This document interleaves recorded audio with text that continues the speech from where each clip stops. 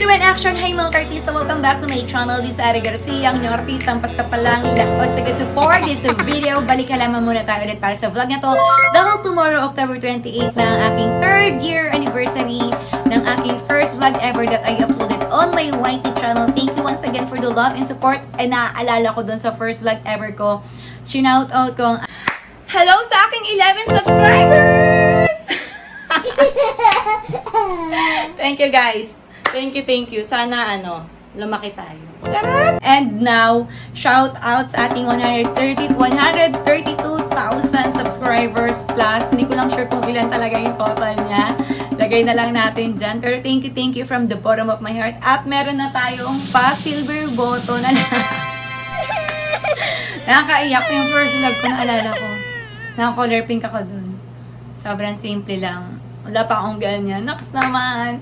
So, yan. Thank you from the bottom of my heart sa mga palaging sumusuporta, nagmamahal sa ating mga vlog, YouTube live streaming from Monday to Saturday, 2 p.m. Philippine time. Thank you mga artista. Mwah!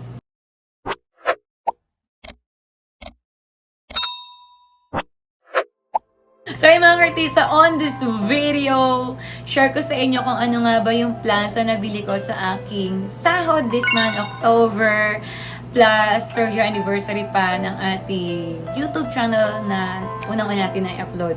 Ano nga ba ito mga artista? Samahan nyo ako, share natin sa inyo, huwag natin patagalin. Ito na siya, ang unang-una kong nabili mga ka-artista sa ating pasahod. Anong name niya? Wala siyang name, pero super cute niya. Mga ka-artista, prayer plant din to. Parang sa gabi siya, nakaganon siya. Ayan o, katulad ng isa. Nakaganon siya, pero sa umaga, parang nakahiga. Tapos sa gabi, kaya sila tinawag na prayer plant. Kasi nakaganon talaga sila. Para silang nagdadasal, ayan o, nakatayo silang ganyan. O diba? Kaya lang walang name. Natanggal ko yata nung binili ko siya or walang ganyan. So super cute. Ang ganda niya sa mata. Buhay na buhay, mga ka-artista. Ito pa mga ka-artista. Ito super cute. Ito share ako sa pangalan nito. Cattleya. Ang cute niya. Super favorite ko to kahit dati pa. Kaya lang namatay din yung ganito kong alaga dati. Yan. Nabili ko to sa Tiendesitas. Snacks naman. Super cute. Diba may pa-pink or purple or violet ang kanyang padahon. Prayer plant din yan. Ayun o. Kita nyo siya, tabi-tabi po. Gabi nalagot ako sa mga halaman. Nakaganon siya, parang nagdadasal. Kaya tinawag sila na prayer plant kasi para silang nagdadasal sa gabi. Pero sa umaga, nakahiga yung mga dahon nila. Tingnan mo, try ko bukas picture ng umaga kung ano itsura nila. Di ba yan ngayon, gabi? Yan nakatayo yung mga dahon nila. So, tabi-tabi po.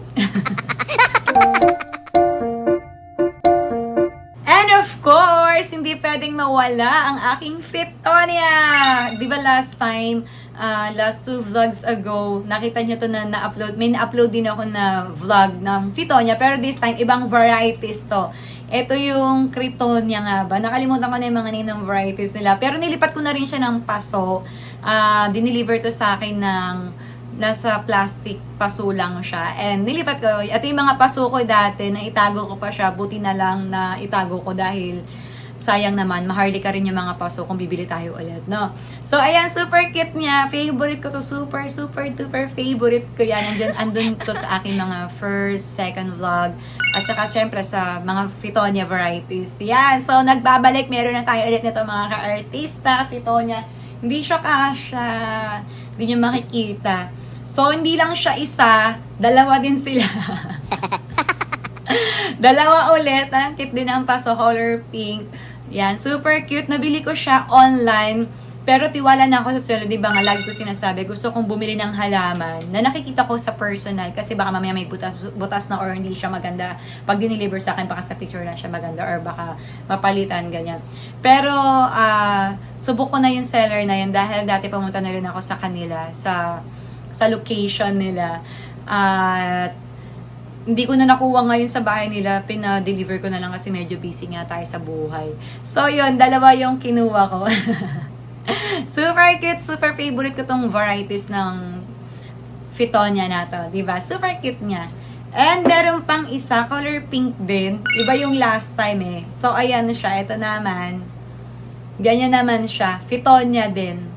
Fitonia din siya. Inisprayan ko na rin siya ng pang pesticide Kasi parang may butas siya. Ayun o. Sa picture wala tong butas eh. Yun yung pagkakaalala ko. Pero baka nangat-ngat yan sa labas. So, sana hindi na madagdagan yung ngat-ngat niya. Ayan, super cute niya, di ba? May ano rin siya. May shades ng pink. Ang cute-cute, may pattern ng pink. Yan talaga yung mga favorite ko, Pitonia. Pitonia lover ako. Hello sa mga Pitonia lover dyan. So, ito naalala niyo yung nag-vlog ulit ako last 2 vlogs na na-upload natin. Ito yung nabili ko sa SMEs. Nilipat ko lang siya ng paso. Ito yung mga ginagamit ko dati. So, para mas cute lang din siya tingnan. Ayan na siya ngayon. Buhay pa naman siya, in fairness. Malutong-lutong. Diba? Super cute din yan.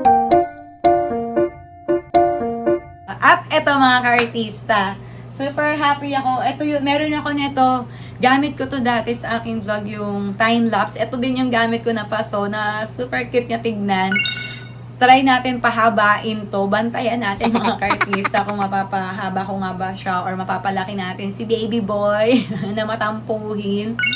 So, green Pitonia naman siya dyan. Ito, free business seller. Nung nakakuha ko sa kanya ng Money Tree ano? Basta yung anong tawag doon? Varited? Ano nga yun? Basta yun na yun, yung iba yung color, iba yung pagka, iba yung pagka money tree nung dahon, yung color niya. May tawag doon, nakalimutan ko lang sa dulo ng dila ko. Basahin niya nga mga ka-artista.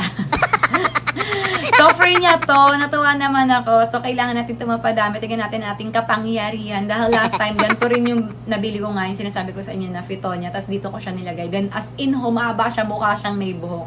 Super cute. Pwede niyo balikan ng aking vlog 13 or 14 nga ba yun para sa time-lapse nito. Ito rin yung paso ko na yun. So, tinatago ko siya kasi nga, sayang yung paso, maganda naman. At saka, pwede siya dyan actually, kaya lang baka mabagsak during live stream ko. Delikado, mahirap na. So, ayun, super cute niya, mga ka-artista. That's it for this video. Thank you for the love and support to my channel. As always, see you again on my next video and on my YouTube live streaming every Monday to Saturday, 2 p.m. Philippine time.